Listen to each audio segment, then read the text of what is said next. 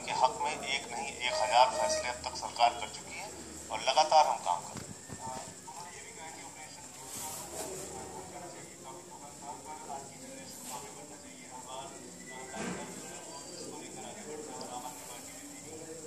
नहीं, मेरा ये कहना है कि किसी भी पार्टी का कोई काला इतिहास रहेगा उसको लोग नहीं भूल पाएंगे, चाहे वो भ्रष्टाचार से जुड़ा हो, चाहे वो कत्लेआम और दंगे फसाद और अपराधीकरण से जुड़ा हो।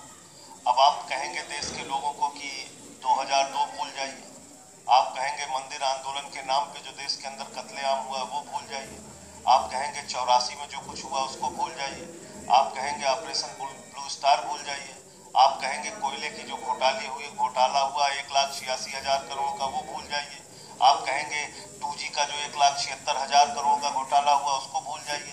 तो कांग्रेस का इतना काला इतिहास है, क्या क्या भूलेंगे लोग, क्या क्या भूलेंगे? उनका 5 साल तो भूलने में चला जाएगा।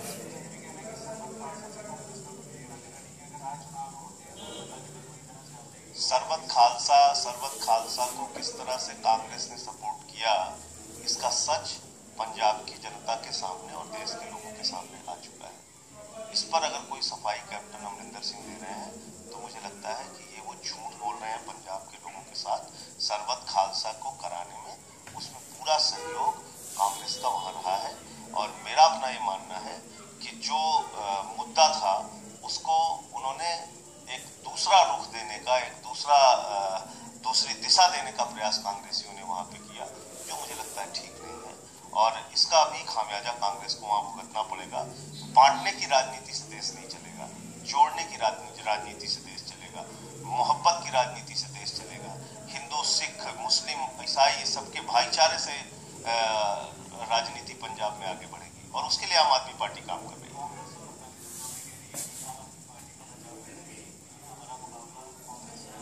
वजूद नहीं है तो हमारा नाम क्यों ले रहे हैं दोनों लोग? आप बादल से पूछो, वो भी हम ही को कह रहे हैं कि हमारी लड़ाई आम आदमी पार्टी से। आप कांग्रेसियों से कहो, वो भी कहेंगे हमारी लड़ाई आम आदमी पार्टी से। अगर हमारा वजूद नहीं है तो दोनों पार्टियों को हमारी चिंता क्यों है? दरअसल आम आदमी पार्टी पंजाब के आम आदमी की पार्टी है और आम आदमी से इन लोगों को डर लगता है क्योंकि ये लोग राजा लोग हैं।